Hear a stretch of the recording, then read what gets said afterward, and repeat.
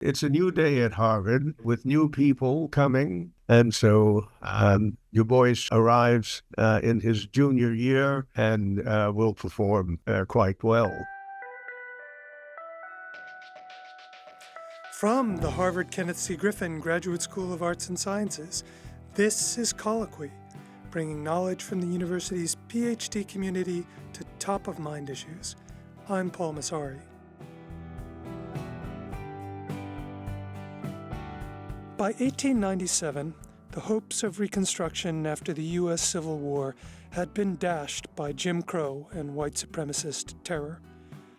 But the young black social scientist, writer, and intellectual W.E.B. Du Bois pushed back, asserting that black folk were central to the American project.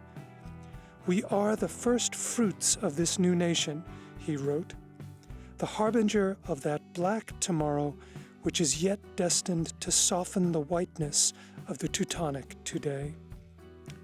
Only 2 years before, Du Bois had become the first black person to receive a PhD from Harvard.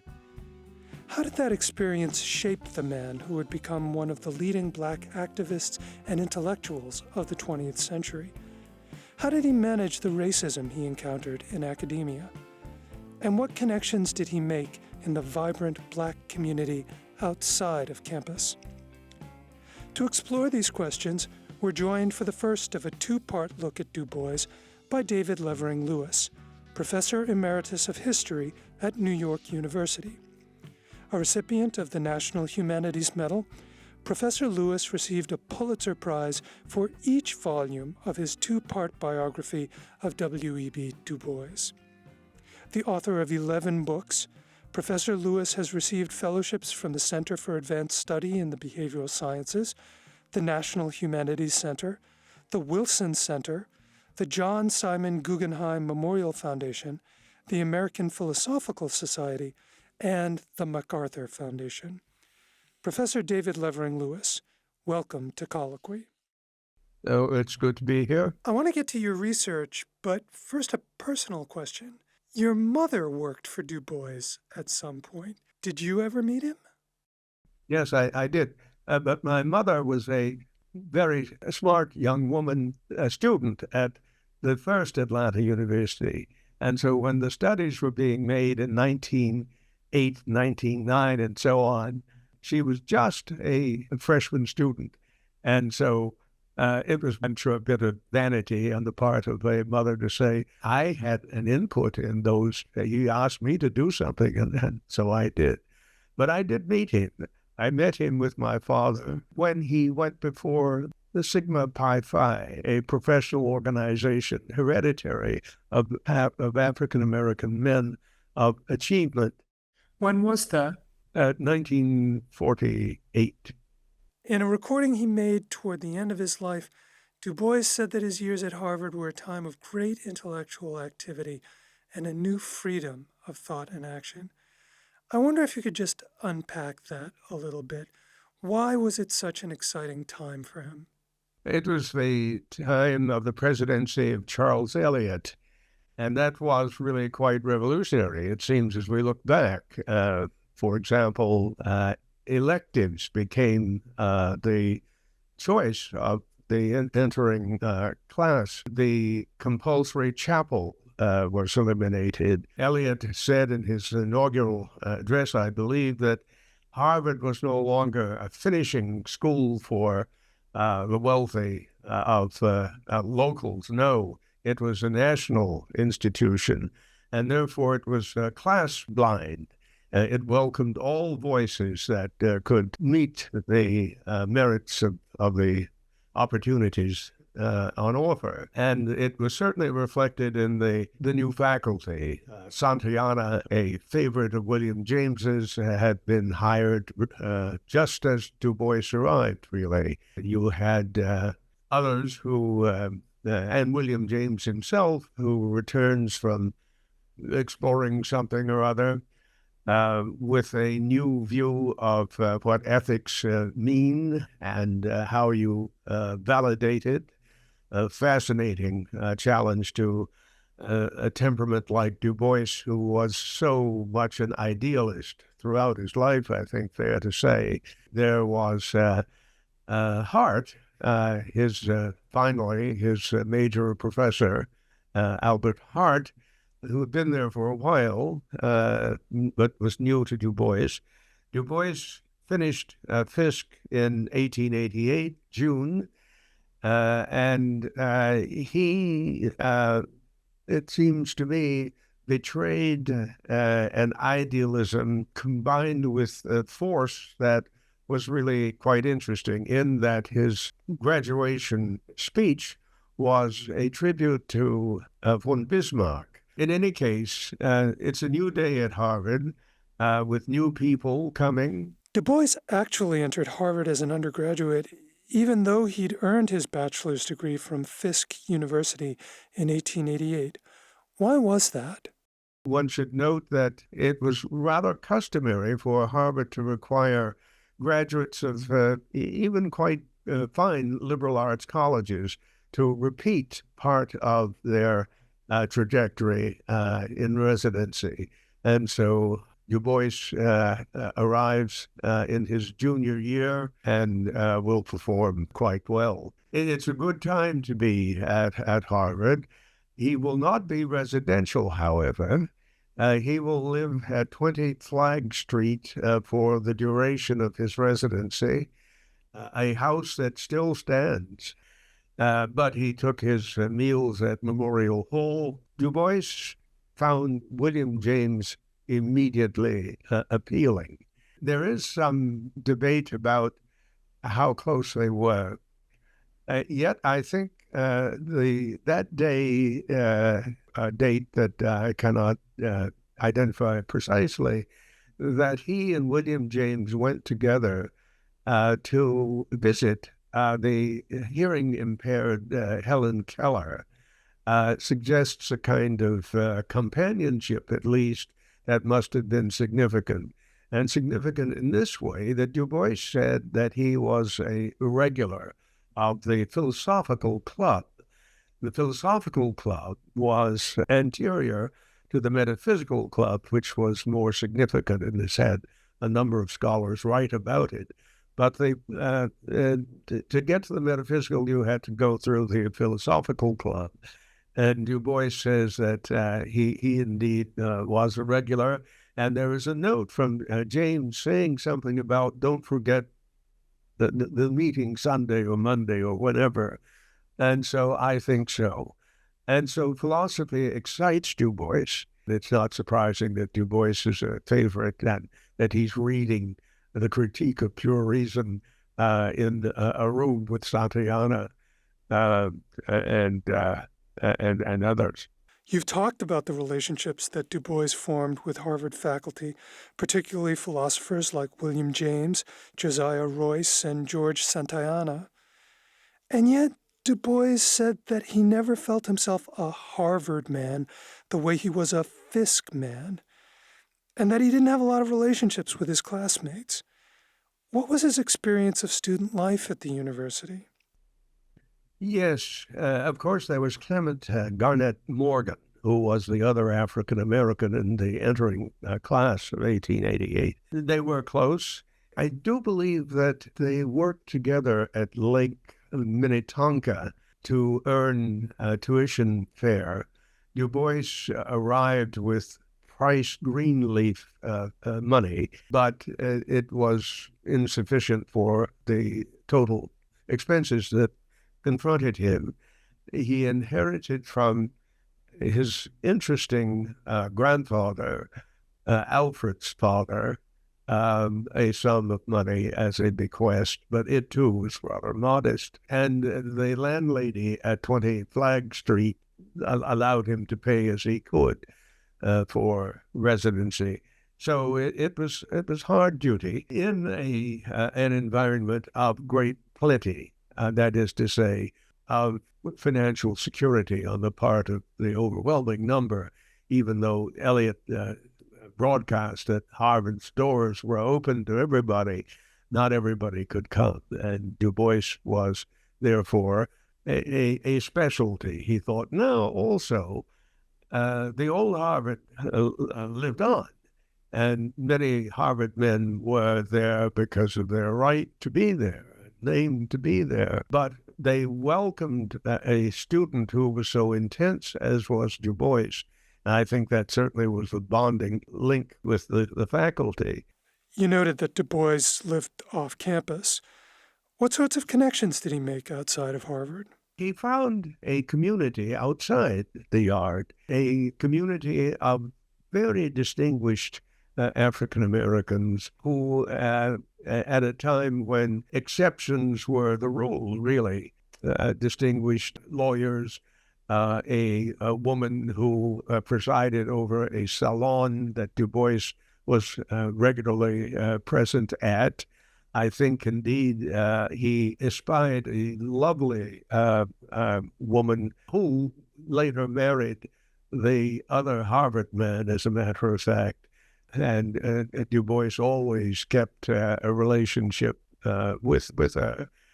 That woman, Josephine Ruffin, I think her name was, presided over a newspaper of sorts, I think. So she was a proto-feminist of great significance, and that was a learning experience for Du Bois, certainly.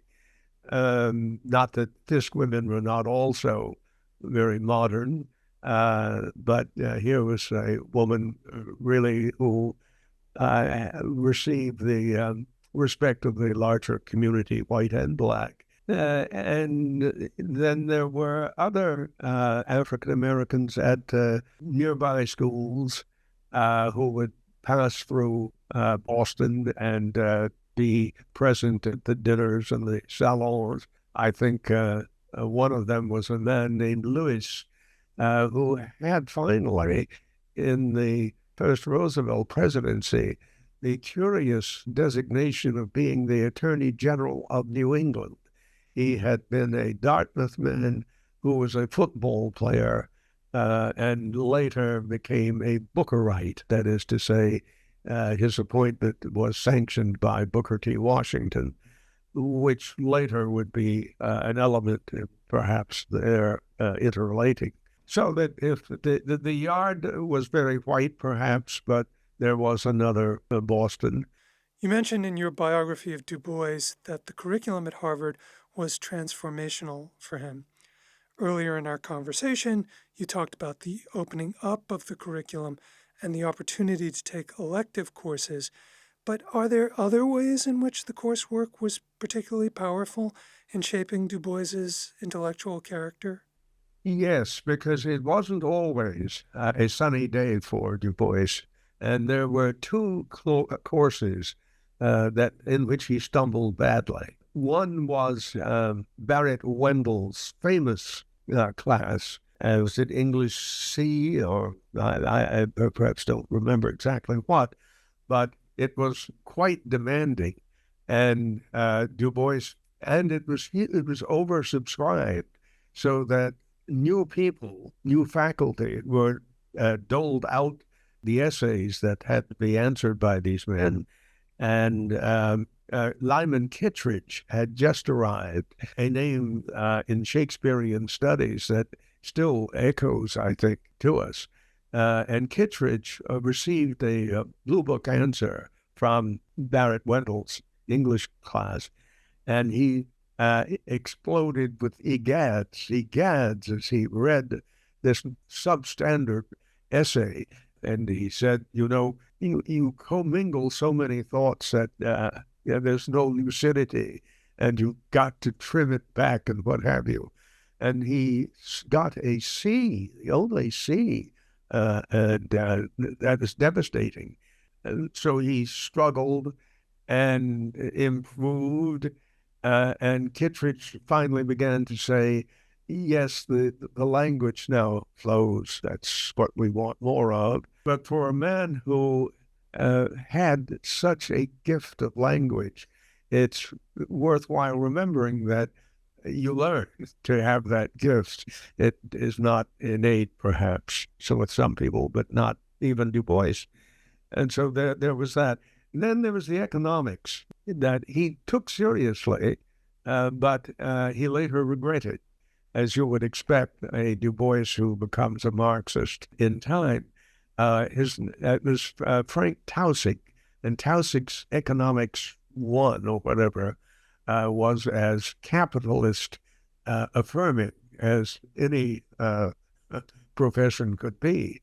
So he soon thought that he had been blinded by Taussig's economics, not to appreciate the labor movement, not to understand that when people succeed, it is perhaps because of advantages that are part of the system. And all those things will come later. Du Bois's doctoral dissertation at Harvard was titled The Suppression of the African Slave Trade to the United States. You call it monumental. Why? What ground did it break, and what aspects of his research and his writing stand out as a contribution to scholarship? It is a monumental achievement. He did a number of things. He made some connections that still are striking. He understood that the Haitian uprising had indeed changed American history, that the attempt to suppress that uprising by Napoleon and the failure of it allowed slavery to prosper in ways that otherwise it might not have. He did not say these things so well, except he is the first to say that without the Haitian Revolution, the American Revolution would have a different outcome. But the outcome is really that by preventing the reoccupation of Haiti by the French, it opened up the possibility of a delay in what seemed to be a momentum to have slavery go away. People in the North thought that it was not an institution that would be eternal. No. And so in Massachusetts, in Connecticut, in states in the North, there were gestures legal for the emancipation of the enslaved. Usually, you did not get it overnight. You had a period of service yet to fulfill. But as Leon Litwack, I think, predicted, the North would have been free, pretty much, of that institution. What happens, though, is quite the reverse. The ability of the South now, because of the Haitian Revolution and things that were consequential from it, like the purchase of the Louisiana, of the entire new area, which Thomas Jefferson called an empire of liberty. It was not to be that. It was to be the empire of slavery, in which even whites would only serve as police power, perhaps, for this enormous expansion of that institution. And so Du Bois sees that the 1808 closure of slavery from the transatlantic phenomenon was a fatal bargain, as he calls it. Had it happened in 1798 and 99 with the convention, had they said, no, we're going to end it now. But no, the Pinckneys from South Carolina, the Pierce Butlers from Georgia, Jefferson himself with his hypocrisy, all of that resulted in the delay of the termination. I believe, though, that Du Bois also thought that there was a greater input of slave traffic even after the closure. To go back, I think that he did not see that it would, by natural reproduction, continue to boom alone. But it is, it seems to me, his connection of political pusillanimity, Jeffersonian deviousness, and the power of the slave South to delay this institution's termination, that was a atrocity that would be ongoing and never, ever really be remediated. From the Harvard Kenneth C. Griffin Graduate School of Arts and Sciences, this has been Colloquy. This podcast is an extension of the school magazine of the same name. You can find a transcript of the show, as well as past episodes, at the Harvard Griffin GSAS website, gsas.harvard.edu/colloquy-podcast. If you enjoyed this interview, please rate or like the show on Apple, Spotify, or YouTube so that others can find it as well. And be sure to follow us on those channels so you'll never miss a conversation. Our theme music is from the Boston-based band Francine. Check out their other tracks at www.francine.info. I'm Paul Massari. See you next time.